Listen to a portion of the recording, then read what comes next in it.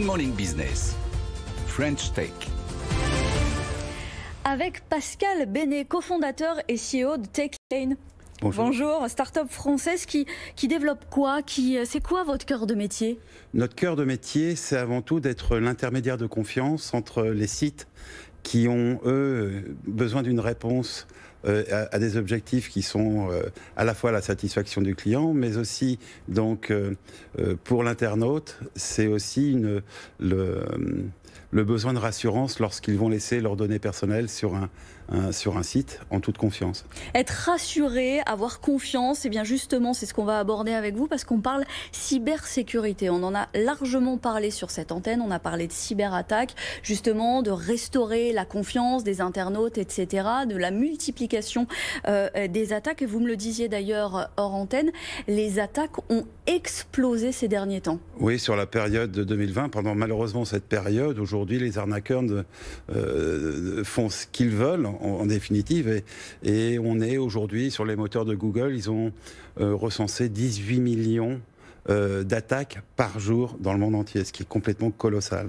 Et quel type d'attaque là? On parle de phishing, c'est ça, où on va en bon français hameçonner l'internaute. En fait, on a quoi? Une interface, on a un site qui ressemble à un site classique, au site qu'on est allé chercher, mais en fait c'est une coquille vide ou c'est un moyen de l'amener vers quelque chose de frauduleux? C'est tout à fait ça. C'est en définitive pour l'internaute, il se retrouve face ou à des mails qui l'emmène vers un site qui est exactement le même que celui où il a l'habitude d'aller.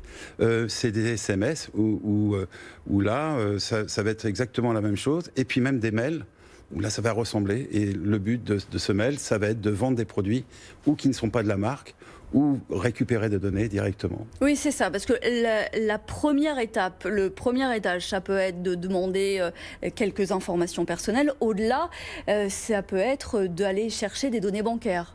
C'est ça. Principalement, c'est à la fois les données personnelles, mais les données bancaires, où malheureusement, on voit bien ce qui peut se passer derrière. C'est-à-dire l'utilisation des comptes bancaires des autres pour que ces arnaqueurs puissent s'enrichir. Et dans ce contexte, vous avez développé une solution mondiale, dites-vous, anti-phishing instantané. CertiLane, qu'est-ce que c'est? Alors, qu'est-ce que c'est? En fin de compte, au départ, c'est une application que l'internaute va pouvoir charger sur son téléphone. Et à partir de là, quand il l'a chargé, gratuitement et de façon complètement anonyme, il va naviguer sur un site. Et lorsqu'il va naviguer sur ce site, il va retrouver la vignette de CertiLane. Et simplement en faisant un clic dessus, donc nos serveurs vont engager un dialogue avec le serveur du site qu'il consulte pour être sûr que ce site est bien authentifié. Et lorsque nos serveurs l'ont authentifié, on redescend l'information vers l'application CertiLane qu'a l'internaute en affichant un certificat qui va lui permettre de lui garantir qu'il est bien sur le bon site et qu'il peut, dans ce cas-là, il peut donner ses données en toute sécurité. Ça veut dire que pour que ça fonctionne, votre méthode, il faut deux parties consentantes. D'un côté, l'utilisateur qui va télécharger votre application, mais de l'autre, les sites qui auront reçu votre certification? C'est ça, ils peuvent déjà, d'ailleurs, les sites peuvent charger, même aujourd'hui, donc notre certificat. Après, c'est nos robots qui peuvent le mettre en place. Mais les sites, eux, ont besoin, comme je le disais tout à l'heure, d'avoir cette relation de satisfaction et de réputation à garder. Oui, elles doivent défendre leur marque et leur image. Voilà, tout à fait. Et puis, de l'autre côté, donc, l'internaute, lui aussi, a besoin d'être rassuré. Ce que je vais expliquer, c'est que quand on regarde, par exemple, ce que je donne comme exemple, c'est tout bête. C'est lorsque vous avez un L, par exemple sur Apple, est-ce que vous savez faire la différence entre le L minuscule et le I majuscule qui est exactement pareil? Et ça, c'est quelque chose qui est difficile. Et souvent, ce que j'appelle moi le parcours du combattant, c'est que on demande à l'internaute de savoir s'il n'y a pas de faute d'orthographe sur le site, si les photos sont bonnes, si le logo est de qualité, etc. Nous, en fin de compte, en un clic, on va donner cette réponse à l'internaute sans qu'il se préoccupe après de ce problème de doute qu'il peut avoir.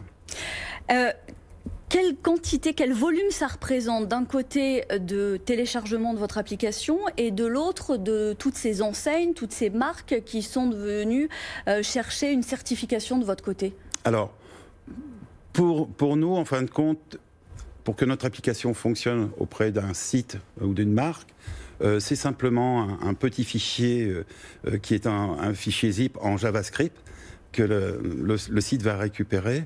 Et après, ce sont nos robots qui vont permettre de créer donc cet ADN de façon à ce qu'on reconnaisse à 100% donc, lorsque le site est là. Mais j'imagine que votre activité a largement progressé ces derniers temps.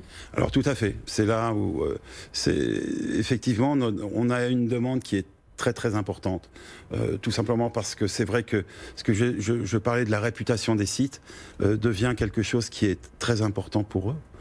Parce que de plus en plus, si la confiance n'existe plus, les sites se trouvent moins visités. Et puis l'internaute aussi a besoin d'être assuré dans sa démarche globale. À tel point qu'on va pouvoir suivre une marque même sur des sites de revente où là on peut aussi trouver des interfaces un peu plus frauduleuses ou alors se faire hameçonner.